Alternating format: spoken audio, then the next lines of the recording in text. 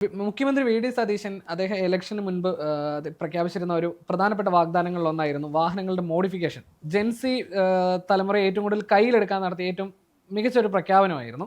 പക്ഷേ ഇപ്പം കേന്ദ്രമന്ത്രി നിതിൻ ഗഡ്കരി അതിൽ കുറച്ചുകൂടി വ്യക്തത വരുത്തിയിരിക്കുകയാണ്. സംസ്ഥാനങ്ങൾക്ക് അതിൽ ഈ മോഡിഫിക്കേഷൻസ് എന്നത് ആ നിയമം കേന്ദ്രത്തിൻ്റെതാണ്, അതിൽ യാതൊരുവിധ ഇടപെടൽ നടത്താൻ സംസ്ഥാനത്തിന് കഴിയില്ല എന്ന് അദ്ദേഹം വ്യക്തമാക്കുകയുണ്ടായി.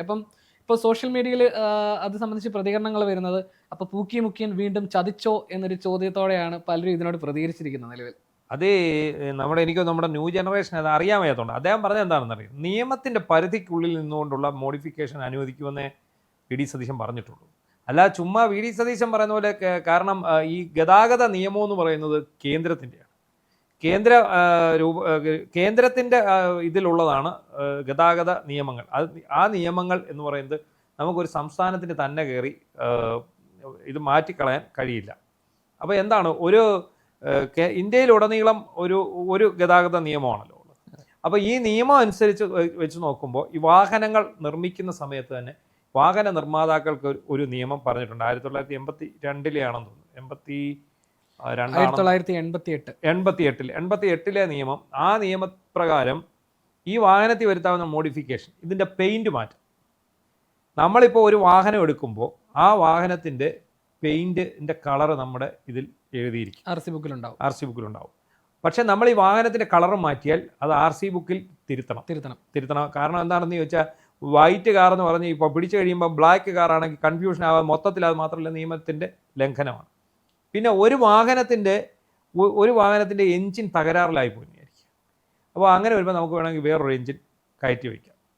പണ്ട് നമ്മുടെ നാട്ടിൽ ഈ ഡീസൽ വാഹനങ്ങളെക്കാൾ കൂടുതൽ പെട്രോൾ വാഹനങ്ങൾ ഉണ്ടായിരുന്ന ഒരു സമയമുണ്ട്. അപ്പം ജസ്റ്റിനൊക്കെ ഓർമ്മ ആണോ എന്നറിയില്ല. ഞങ്ങളുടെയൊക്കെ ചെറുപ്പത്തിൽ ഈ കാറെന്ന് പറഞ്ഞാൽ അംബാസഡർ കാറാണ്, പിന്നെ ഉള്ളത് പ്രീമിയർ പത്മിനി, ഇനി വലിയ പണക്കാരാണെങ്കിൽ കൂടി എന്നൊരു കോണ്ടസാണ്. ഇത്രയുമാണ് നമ്മുടെ നാട്ടിൽ ഓടിക്കൊണ്ടിരുന്ന വാഹനങ്ങൾ എന്ന് പറയുന്നത്, അന്ന് കോമൺ ആയിട്ട് വന്നുകൊണ്ടിരുന്ന വാഹനങ്ങൾ എന്ന് പറയുന്നത്. അപ്പം അതിൽ ഈ സാധാരണ ഈ അംബാസഡർ കാറിൽ ഡീസൽ എഞ്ചിൻ കയറ്റുന്നൊരു പരിപാടിയുണ്ട്. അതായത് പെട്രോൾ എഞ്ചിന് പകരം ഡീസൽ എഞ്ചിൻ. ഇവർ പറയുന്നത് വില കുറവാണെന്ന് ഡീസലിന്. ഇന്നും പെട്രോളിനെ അപേക്ഷിച്ച് ഇന്ന് ഡീസലിന് വില കുറവാണ്. അന്ന് വളരെ കുറവാണ് ഡീസലിന് വില കുറവാണ്. പിന്നെ ആ ഡീസലിൻ്റെ ഏറ്റവും വലിയ പ്രശ്നം എന്താ, ഡീസൽ വണ്ടിക്ക് അത് ഭയങ്കര ചൂടാണ്, അതുപോലെ ഭയങ്കര പുകയും ഭയങ്കര വൈബ്രേഷനുമാണ് ഈ ഡീസലിനുള്ളത്. അപ്പോൾ അങ്ങനെയുള്ളപ്പോൾ ഇവർ ചെയ്യുന്നത്, അന്നത്തെ കാലത്ത് ഈ മറ്റഡോർ എഞ്ചിനായിരുന്നു കയറ്റുന്നത്. ഈ ടെമ്പോയ്ക്ക് മറ്റഡോർ എന്ന് പറഞ്ഞൊരു ടെമ്പോ ഉണ്ടായിരുന്നു, ആ ടെമ്പോയുടെ എഞ്ചിനാണ് ഇതിനകത്ത് കയറ്റി വെക്കുന്നത്. അപ്പോൾ എന്ത് പറ്റും, ഈ ടെമ്പോയുടെ സൗണ്ടിലാണ് ഈ കാറ് പോകുന്നത്. മനസ്സിലായില്ലേ? ആ എഞ്ചിൻ വെക്കുമ്പോൾ പിന്നെ ഇതിനകത്ത് നല്ല ചൂടും മറ്റു കാര്യങ്ങളുമാണ്.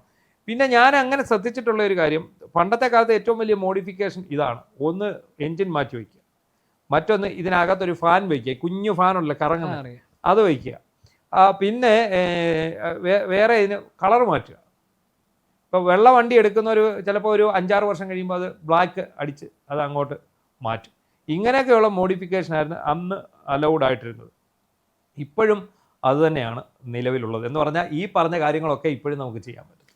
പക്ഷേ നമ്മുടെ യൂത്ത് ഏറ്റവും കൂടുതൽ പ്രതീക്ഷിക്കുന്ന കുറേ കാര്യങ്ങൾ അവർ പ്രത്യേകിച്ച് എനിക്ക് തോന്നുന്നു മോഡിഫിക്കേഷനിൽ അമിത പ്രതീക്ഷ കൊടുക്കുന്നത്, ഒന്ന് വാഹനങ്ങളിലെ മ്യൂസിക് സിസ്റ്റം. അതാണ് മോഡിഫിക്കേഷൻ എന്ന് പറയുമ്പോൾ ഈ വണ്ടി പ്രേമികൾ ആദ്യം ആ ഒരു വിഷയത്തിലായിരിക്കും ആദ്യം താല്പര്യം കൊടുക്കുന്നത്. അത്തരത്തിൽ വാഹന പ്രേമികളിൽ അവരാദ്യം പ്രാധാന്യം കൊടുക്കുന്ന ഈ മ്യൂസിക് സിസ്റ്റത്തിനാണ്, പ്രത്യേകിച്ച് സബ് ഊഫറുകളൊക്കെ മാക്സിമം വെച്ചുകൊണ്ട് തന്നെ. അപ്പം അതിൽ നമുക്ക് ഒരു പരിധി, എന്താ ഗവൺമെൻറ് റൂൾ അനുസരിച്ച് അത് നമുക്ക് വെച്ച് കഴിഞ്ഞാൽ തന്നെ പെറ്റി അടിക്കുന്ന ഒരു അവസ്ഥയാണ് നിലവിലുള്ളത്. അപ്പം പ്രത്യേകിച്ച് ഈ ഒരു പ്രഖ്യാപനം വന്നപ്പോൾ അവരൊക്കെ അത് ഭയങ്കര കാര്യമായിട്ട് ഇത്തരത്തിൽ അടിച്ചു പൊളിച്ച് പോകാം, ഒരു DJ സെറ്റപ്പ് എന്നുള്ള രീതിയിലായിരുന്നു അവരുടെ ചിന്ത. പക്ഷേ ഇതിപ്പം കേന്ദ്രമന്ത്രി കൂടി വ്യക്തത വരുത്തിയപ്പോഴത്തേക്കും അവരുടെ പ്രതീക്ഷകൾ വീണ്ടും താഴേക്ക് പോയി. അത് കൂടാണ്ട് മറ്റൊന്ന് നോക്കിക്കഴിഞ്ഞാൽ, ഈ നമ്മൾ ഈ അന്യ സംസ്ഥാനത്തു നിന്ന് വരുന്ന പല വണ്ടികൾ, ഇപ്പം ഞങ്ങളുടെയൊക്കെ നാട്ടിലാണെങ്കിൽ ശബരിമല സീസൺ ആകുമ്പോൾ പല സംസ്ഥാനത്തു നിന്ന് വരുന്ന വണ്ടികൾ ഞാൻ കാണാറുണ്ട്. അപ്പം നമ്മുടെ കേരള വണ്ടികളെ അപേക്ഷിച്ച് ഈ കുറേ ഒക്കെ സ്റ്റിക്കർ വർക്കുകളും അത്തരത്തിൽ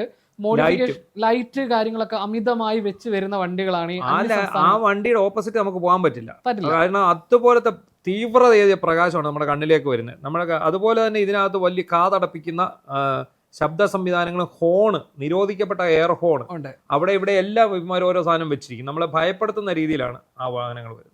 അപ്പോൾ പക്ഷേ അത് വെച്ച് നോക്കുമ്പോൾ നമ്മുടെ നാട്ടിൽ ഒരു മിനിമം സ്റ്റിക്കർ വർക്ക് ചെയ്താൽ പോലും അതുകൊണ്ട് വണ്ടി ഒന്ന് നിരത്തിലിറങ്ങി MVD കണ്ടു കഴിഞ്ഞാൽ പെറ്റി അടിക്കുന്ന അവസ്ഥയാണ് നിലവിലുള്ളത്. അത് നമുക്കറിയാമല്ലോ, നമ്മളെ നാട്ടിലാണ് സത്യത്തിൽ ഗതാഗതം എന്നല്ല, പൊതുവെ നിയമങ്ങൾ കർശനമായി പാലിക്കപ്പെടുന്ന ഒരു സംസ്ഥാനമാണ് നമ്മുടെ. നമ്മളിപ്പം ഇവിടുന്ന് നിങ്ങൾ തമിഴ്നാട്ടിൽ കൂടെ ഒന്ന് വണ്ടി ഓടിച്ചു നോക്കുക, എവിടെയെങ്കിലും ഒരു പോലീസ് ചെക്കിങ് ഉണ്ടോ എന്ന് നോക്കുക, വളരെ ചുരുക്കമായിരിക്കും. ഞാനിപ്പോൾ മിക്കവാറും തമിഴ്നാട്ടിൽ പോകുന്ന ആളാണ്. 6 മാസം കൂടുമ്പോൾ മിക്കവാറും കഴിഞ്ഞ ഒരു 6-7 വർഷമായിട്ട് സ്ഥിരമായിട്ട് പോകുന്ന ആളാണ്. ഒരു തവണയാണ് ഞാൻ പോലീസ് ചെക്കിങ്ങിന് നമ്മളെ അവർ പിടിക്കുന്നത്. അത് പിടിച്ചത് എന്താണെന്ന് ചോദിച്ചു കഴിഞ്ഞാൽ, ഇവർ ഈ വേഗപരിധി ലംഘിച്ചു എന്ന് പറഞ്ഞാണ്. അപ്പോൾ എന്താണ്, നമ്മളെ പിടിക്കേണ്ടതിന് അവിടെയും ഒരു മിസ്റ്റേക്ക് അവർക്ക് പറ്റി. അവർ നമ്മളെ വേഗപരിധി ലംഘിച്ചു എന്ന് പറഞ്ഞ് പിടിക്കുന്നത്, ഈ വേഗപരിധി സംബന്ധിച്ച ബോർഡ് കാണുമല്ലോ, ആ ബോർഡിൻ്റെ മുമ്പിൽ നിന്നിട്ടാണ്. ഇവർ ശരിക്കും ഈ വേഗപരിധി സംബന്ധിച്ച ബോർഡ് വെച്ചതിന് ശേഷം അവിടുന്ന് ഒരു 100 മീറ്റർ മാറി നിന്നേ ചെക്ക് ചെയ്യാവൂ എന്നാണ്. കാരണം നമ്മളിപ്പോൾ ഓടിച്ച് വരുമ്പോൾ നമ്മൾ നല്ല സ്പീഡ് വരുന്നു, 80 കിലോമീറ്റർ സ്പീഡ് നമ്മൾ വരുന്നു എന്ന് കരുതുക. നമ്മുടെ ഇടത് സൈഡിൽ അപ്പോൾ ഈ ബോർഡ് കാണിക്കും ഇവിടുത്തെ വേഗപരിധി 30 കിലോമീറ്റർ.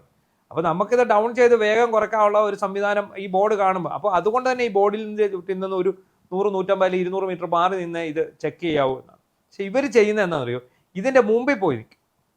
ഈ ബോർഡിൻ്റെ മുമ്പിൽ പോയി നിന്നിട്ടാണ് ഇവരിത് പിടിക്കുന്നത്, വേഗപരിധി ലംഘിച്ചു. അതേപോലെ എനിക്കുള്ളൊരു അനുഭവം, ഞാൻ ബാംഗ്ലൂർ വണ്ടിയൊക്കെ ഓടിച്ചിട്ടുണ്ട്. അവിടെ എനിക്ക് തോന്നിയിട്ടുള്ളത്, ഈ നമ്മളിവിടെയാണ് ലെഫ്റ്റ് റൈറ്റ് എല്ലാം പക്കാ കൃത്യമായി നോക്കി വണ്ടി അങ്ങനെ ഒരു, നമ്മുടെ മലയാളികൾക്ക് അങ്ങനെ ഒരു സംസ്കാരമുണ്ട്. പക്ഷെ അവിടെ നമ്മൾ ലെഫ്റ്റ് റൈറ്റോ ഒന്നുമില്ല, കിട്ടുന്ന ഗ്യാപ്പിൽ വണ്ടി കൊണ്ട് പോവുക. ഇപ്പൊ സിഗ്നലിലാണെങ്കിലും റെഡ് കത്തി കിടക്കാണ്, വണ്ടി ഒന്നുമില്ല, കയറി പോവുക എന്നുള്ള അത്തരത്തിൽ പലയിടങ്ങളിലും അങ്ങനെ ഒരു കൾച്ചർ അവിടെ ഉണ്ട്. ഇവിടെ പിന്നെ ഒരു പ്രശ്നമുള്ള എന്താ, ഇവിടെ നിന്നല്ല, ഇനിയിപ്പോൾ ഇത് മൊത്തം ഈ പരിവാഹൻ സൈറ്റ് വരികയും ഇതെല്ലാം ഏകീകൃത സ്വഭാവം വരികയും ചെയ്തതോടെ ഈ നിയമലംഘനങ്ങൾ വ്യാപകമാകുമ്പോൾ മറ്റുള്ളിടത്തും ഇത് തന്നെ സംഭവിക്കും. ഇപ്പോൾ നമുക്കറിയാം, നമ്മൾ തെറ്റായ ദിശയിൽ വണ്ടി ഓടിച്ച് അപകടത്തിൽപ്പെട്ട ഇൻഷുറൻസ് പോലും നമുക്ക് കിട്ടാത്ത ഒരു അവസ്ഥയുണ്ട്.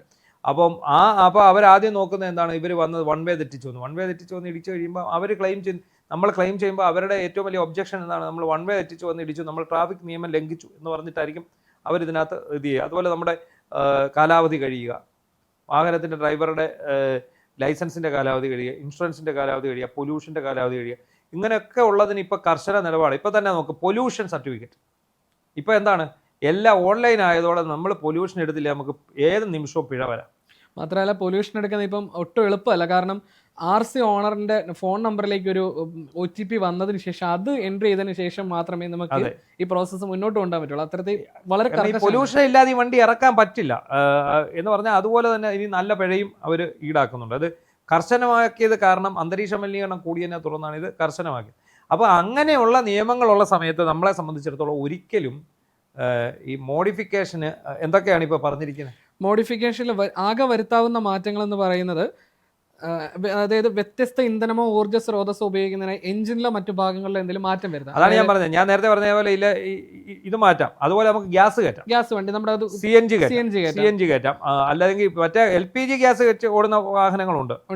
അത് കിറ്റാണ്, അത് മേടിച്ച് വെച്ച് കയറി. പക്ഷേ ഇപ്പം ആരും LPG ഉപയോഗിക്കാറില്ല, ഇപ്പൊ എല്ലാവരും ഈ CNG ആണ് ഉപയോഗിക്കുന്നത്. പിന്നെ മറ്റൊന്നെന്ന് പറഞ്ഞാൽ സുരക്ഷാ ഉപകരണങ്ങൾ ഘടിപ്പിക്കാനായിട്ട് എന്തെങ്കിലും മാറ്റങ്ങൾ വരുത്താം. അത് ഈ മഞ്ഞ ലൈറ്റ് ഉണ്ടല്ലോ, ഇപ്പം നമ്മൾ ഈ മഞ്ഞ് ഉള്ള സ്ഥലങ്ങളിൽ പോകുമ്പോൾ അത് വയ്ക്കാം. പക്ഷേ ഈ മഞ്ഞ ലൈറ്റ് മഞ്ഞുള്ളിടത്ത് വയ്ക്കാനുള്ള, ഇവിടുത്തെ ഓരോ ആശാന്മാർ രാത്രിയിൽ ഈ മഞ്ഞ തുളച്ച് കയറുന്ന മഞ്ഞ ലൈറ്റ് നമ്മുടെ കണ്ണിലോട്ട് അടുപ്പിച്ച് ഇത് ഓണാക്കിക്കൊണ്ട് പോകും. അതാണ് നമ്മുടെ ഒരു വിവരക്കേടെന്ന് പറയുന്നത്. അതാണ് ഈ മഞ്ഞുള്ള സ്ഥലങ്ങളിലാണ് നമ്മൾ ഈ ലൈറ്റ് ഉപയോഗിക്കുന്നത്.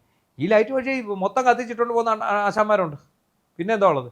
പിന്നെ മറ്റൊന്നുള്ളത്, ഭിന്നശേഷിക്കാർക്ക് ഉപയോഗിക്കാൻ പറ്റുന്ന രീതിയിൽ വാഹനത്തെ മാറ്റാം. അതിൽ പക്ഷേ നമ്മുടെ വാഹന നിർമ്മാതാക്കളോ അല്ലെങ്കിൽ അംഗീകൃത ഡീലർമാരോ സംസ്ഥാന സർക്കാരോ അംഗീകരിച്ച വർക്ക്ഷോപ്പുകളുടെ മാത്രമേ അത് നടക്കുകയുള്ളൂ. അത് മാത്രമല്ല, അങ്ങനെയുള്ള വാഹനങ്ങൾ അതിൽ എഴുതി വെച്ചിരിക്കണമെന്നുണ്ട്, ഇത് ഭിന്നശേഷിക്കാർ ഉപയോഗിക്കുന്ന വണ്ടിയാണ്. ഇപ്പം കാലിന് സ്വാധീനമില്ലാത്തവർക്ക് കൈവച്ച് ഈ വണ്ടി ഓടിക്കാം. അങ്ങനത്തെ വണ്ടികൾ ധാരാളമുണ്ട്. അത് പക്ഷേ അതിൻ്റെ ഈ മാറ്റം, സ്റ്റിയറിങ്ങിൻ്റെ അവിടെ ആക്സിലേറ്റർ കാലിൻ്റെ വരെ കയ്യിൽ കൊടുത്തിരിക്കുന്നത്. അപ്പോൾ അതെല്ലാം ചെയ്യേണ്ടതെന്ന് പറഞ്ഞാൽ കമ്പനി അംഗീകരിക്കണം. അങ്ങനെയുള്ള വണ്ടി നമുക്ക് പിന്നെ ബുക്ക് ചെയ്ത് വാങ്ങാം. ഇത് മോഡിഫിക്കേഷൻ ഇങ്ങനെയുള്ള ആളാണെന്ന് പറഞ്ഞ് നമുക്ക് ഓടിക്കുന്നവർ നമ്മുടെ ചുറ്റിലുണ്ട്, മാറ്റം വരുത്തി മാറ്റാം, അങ്ങനെ ചെയ്യാം. പക്ഷെ ഇവിടെ ഈ മുഖ്യമന്ത്രിയുടെ പ്രഖ്യാപനത്തിൽ സംഭവിച്ചതായി എനിക്ക് തോന്നുന്നത്, ഒന്ന് ഈ വാഹനപ്രേമികൾ ആവേശം മൂത്ത് അദ്ദേഹത്തിന്റെ വ്യാഖ്യാനത്തെ അദ്ദേഹം പറഞ്ഞതിനെ വല്ലാതെ വ്യാഖ്യാനിച്ചു. ഏറ്റവും കൂടുതൽ ഇതിനകത്ത് ത്രില്ലടിച്ചത് ഈ ബൈക്ക് യാത്രക്കാരാണ്. അവർക്കാണ് ഈ മോഡിഫിക്കേഷൻ കൂടുതൽ വേണ്ടത്. നമ്മളിപ്പോൾ കാറിനെ കുറിച്ചോ അല്ലെ ബസ്സോ അല്ലെങ്കിൽ ചെറിയ അല്ലാത്ത വണ്ടികളോ ഒന്നുമല്ല, ബൈക്കിൽ അത് ഒന്ന് ഈ ഫ്ലൂട്ട് കട്ട് ചെയ്ത് ഓടിക്കുക എന്ന് പറയും. ഈ സൈലൻസറിന്റെ ഫ്ലൂട്ട് കട്ട് ചെയ്തിട്ട് കാതടപ്പിക്കുന്ന ശബ്ദത്തിലൂടെ ഓടിക്കുക എന്നുള്ളതാണ് ഒന്ന്. മറ്റൊന്ന് ഇതിൽ ശക്തിയേറിയ ലൈറ്റുകൾ വയ്ക്കുക, ഇയർ ഹോൺ വയ്ക്കുക. ഏതാ ഈ ബൈക്കുകളിൽ ഇങ്ങനെ വെച്ച് വരുന്ന ആശാന്മാരുണ്ട്. പിന്നെ അതിന്റെ പിന്നെ മഡ്ഗാർഡ് എടുത്ത് കളയുക, കണ്ണാടി എടുത്ത് കളയുക, ഹെഡ് മാറ്റുക. അതെ, അങ്ങനെയുള്ള, അതായത് കമ്പനിയുടെ അല്ലാത്ത സാധനങ്ങൾ പിടിപ്പിക്കാനേ പാടില്ല, പറ്റത്തുമില്ല. അവർ കമ്പനി നൽകിയിരിക്കുന്നതിൽ ഒരു മാറ്റവും വരുന്നത്. ഈ 2 കണ്ണാടി എന്നുള്ളത് 2 കണ്ണാടിയും വേണം. ഒരു കണ്ണാടി പൊട്ടിപ്പോയി കഴിഞ്ഞാൽ അതിന് ഫൈനുണ്ട്. അതുപോലെ ഇൻഡിക്കേറ്റർ കൃത്യമായിരിക്കണം. നമ്മൾ ആ കമ്പനിയിൽ വന്ന ഇൻഡിക്കേറ്റർ വേണം ഇവിടെ. അല്ല, ചില അവന്മാർ ഇങ്ങോട്ട് വന്ന് ഇൻഡിക്കേറ്റർ വരുമ്പോൾ ആംബുലൻസിന്റെ സൗണ്ടൊക്കെ വരും. അതൊന്നും പറ്റില്ല. അതൊക്കെയാണ് ഇതിനകത്തെ. അതൊക്കെ എന്ന് പറഞ്ഞാൽ എന്താണ്, ഒരു വാഹനത്തിന് ഗതാഗത നിയമം അനുസരിച്ച് വേണ്ടതാണ്. അത് അല്ലെങ്കിൽ അങ്ങനത്തെ മാറ്റം വരുമ്പോൾ ഈ വാഹനങ്ങൾ അപകടം ഉണ്ടാക്കും. അപകടത്തിൽപ്പെടുന്നത് മാത്രമല്ല, പുറകെ വരുന്ന മുമ്പിൽ വരുന്ന വാഹനങ്ങൾക്ക് ഇവർ അപകടം ഉണ്ടാക്കും. അതുപോലെ ഇവരുദ്ദേശിക്കുന്ന മറ്റേ LED ലൈറ്റാണ്.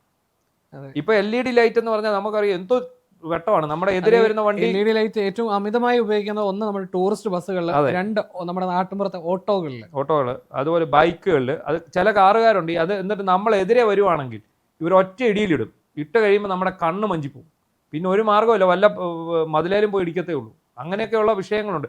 നമുക്ക് കുറേ സമയത്തേക്ക് ഇത് കണ്ണ് കാണത്തില്ല, LED ലൈറ്റ് നമ്മുടെ കണ്ണിൽ പതിച്ചു കഴിഞ്ഞു. അപ്പോൾ ഒരു കണക്കിന് ഈ സതീശൻ ഉദ്ദേശിച്ചത് ഇതൊക്കെ തന്നെ ആയിരിക്കും, അല്ലാതെ വേറെ. അതായത് എനിക്ക് തോന്നുന്നു ഇപ്പൊ പറഞ്ഞ പോലെ തന്നെ നമ്മൾ ആവേശം മൂത്ത് പലരും അദ്ദേഹം പറഞ്ഞതിനെ മറ്റു തരത്തിൽ വ്യാഖ്യാനിച്ചു. അതിനോടൊപ്പം തന്നെ എതിരാളികളും അത് മറ്റൊരു തരത്തിൽ പ്രചരിപ്പിക്കുക. ഇവര് വിചാരിച്ചത് ഇത് ഞങ്ങളുടെ ഇഷ്ടത്തിനനുസരിച്ച് മാറ്റാൻ സാധിക്കും. അങ്ങനെ അദ്ദേഹം ഒരിക്കലും പറഞ്ഞിട്ടില്ല.